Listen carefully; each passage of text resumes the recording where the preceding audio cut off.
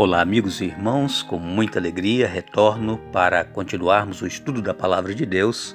Sou agradecido a Deus por este momento que Ele nos concede de podermos meditar na Palavra de Deus e também sou grato a Deus por mais um dia de vida que Ele nos concede. Oremos. Senhor, Deus e Pai que estás nos céus, obrigado mais uma vez por todas as bênçãos que nos tens concedido. Obrigado, ó Deus, pelo momento que vamos ter agora estudando a Tua Palavra, que o Teu Espírito Santo continue trabalhando em nossa mente, em nosso coração, nos ajudando a entendermos a Tua Palavra. Ajuda-nos, ó Deus, a tomarmos decisões positivas, seguras, ao Teu lado, que possamos, assim como o apóstolo Paulo, considerar tudo como perda e nos voltarmos única e exclusivamente para o Senhor Jesus como o nosso Salvador. Tenhas misericórdia de nós, perdoe os nossos pecados, em nome de Jesus. Amém. Nós vamos continuar o assunto de ontem, está em Atos capítulo 13. Nós estamos falando a respeito de Paulo e Barnabé lá em Antioquia da Pisídia. Aqui em Atos capítulo 13, versos 38 e o verso 39, diz assim: Tomai, pois, irmãos, conhecimento de que se vos anuncia a remissão de pecados por intermédio deste, e por meio dele todo que crê é justificado de todas as coisas das quais vós não pudestes ser justificados pela lei de Moisés. Então aqui está escrito o que nós comentamos ontem no finalzinho do estudo, não é? Os judeus, eles se apegavam à lei de Moisés, à obediência para serem salvos. Mas como eu disse ontem, Paulo mesmo diz isso em Romanos capítulo 10, de 1 a 4, a lei ela não tem poder para justificar nem para salvar, a lei ela só condena, a lei ela nos mostra o pecado. A justificação é única e exclusivamente através de Jesus. Gálatas capítulo 2, verso 16, Paulo diz isso aqui também. Então, apesar da lei ela ter um caráter irrevogável, a lei ela não muda, porque Deus é o mesmo ontem, hoje e eternamente, Romanos 13, verso 8, a lei ela é eterna, foi por causa do pecado, que já existia a lei lá no céu, que Satanás foi expulso dos céus, ele quebrou o mandamento, Adão e Eva quebraram o mandamento, e assim sucessivamente. A lei aqui ela ainda não existia escrita, só veio existir lá no Sinai, quando Deus estava levando o povo do Egito para Israel. Aí Deus deu a lei escrita, mas ela já existia, a lei de Deus ela é eterna.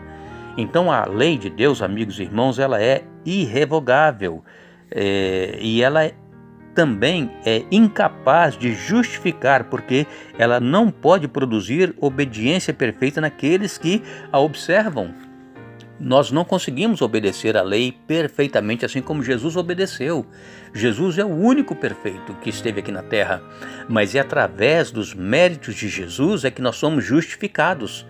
E nós sendo justificados por Jesus, sendo salvos por Jesus, não nos isenta de obedecermos a lei. Nós precisamos continuar obedecendo, porque quando nós obedecemos a lei de Deus, demonstra que nós amamos a Deus. E é por amor que nós obedecemos, não por querer ser salvos pela lei. É isso que nós precisamos entender. Então, a justificação, ela de maneira alguma pode ser recebida por merecimento, nem que seja parcialmente. A lei ela não pode, nos salvar. Nós podemos receber a salvação somente pela fé no sacrifício expiatório de Jesus. O apóstolo Paulo diz isso em Romanos 3, verso 28. Então a salvação ela é um presente que nós não merecemos. Em Atos capítulo 13, versos 42 a 49, leia aí na sua Bíblia. Atos 13, versos 42 a 49, o apóstolo evangelista Lucas escreveu: Ao saírem eles, rogaram-lhe que no sábado seguinte lhes falassem estas mesmas palavras. Despedida a sinagoga, muitos dos judeus e dos prosélitos piedosos seguiram Paulo e Barnabé, e estes, falando-lhes, os persuadiam a perseverar na graça de Deus. No sábado seguinte, afluiu quase toda a cidade para ouvir a palavra de Deus, mas os judeus, vendo as multidões, tomaram-se de inveja e, blasfemando, contradiziam o que Paulo falava. Então Paulo e Barnabé, falando ousadamente, disseram: cumpria que a vós outros, em primeiro lugar, fosse pregada a palavra de Deus. Mas, posto que a rejeitais e a vós mesmos vos julgais indignos da vida eterna, eis aí que nos volvemos para os gentios. Porque o Senhor assim nolo determinou: eu te constituí para a luz dos gentios, a fim de que sejas para a salvação até aos confins da terra. Aqui nós vemos o apóstolo Paulo falando claramente aos judeus que, já que eles rejeitaram, que eles não queriam aceitar o evangelho, a salvação através de Jesus, então o apóstolo Paulo falou claramente que ele foi chamado, constituído para luz dos gentios. E os gentios aceitavam de bom grado. Por quê? Porque os gentios eles já admiravam os judeus, porque os judeus criam em um só Deus, né? O monoteísmo, como nós cremos em um só Deus, Deus Pai, Deus Filho, Deus Espírito Santo. E eles tinham leis que eram interessantes para todos, leis de saúde, e tinham várias coisas que agradavam aos gentios. A única coisa que não agradava aos gentios era a questão da circuncisão. Eles achavam isso um absurdo, a pessoa ter que se mutilar, né, cortar, que a circuncisão exigia, né, que fosse cortado o prepúcio, e então para que eles fossem aceitos na comunidade judaica. Mas Jesus, quando veio, ele colocou como porta de entrada para a família de Deus o batismo. A circuncisão foi substituída pelo batismo. E os judeus não entendiam isso. E então, havia ali, como nós lemos aqui em Atos capítulo 13, a partir do verso 42, havia ali os prosélitos. Quem eram os prosélitos? Prosélitos eram aqueles gentios que haviam aceitado o cristianismo e mesmo assim passado pela circuncisão, porque os judeus exigiam, mesmo os judeus cristãos, exigiam a circuncisão de quem aceitasse o evangelho. E Paulo chegou pregando o evangelho da salvação única e exclusivamente através de Jesus, pela fé. A pessoa aceitava Jesus, se batizava, tinha os pecados perdoados e então passava a viver uma nova vida na comunidade cristã, não precisava de circuncisão. E os judeus, eles não gostaram dessa pregação de Paulo, dessa abordagem dele, dessa questão da salvação ser tão simples assim. E eles então começaram a perseguir novamente o apóstolo Paulo e Barnabé.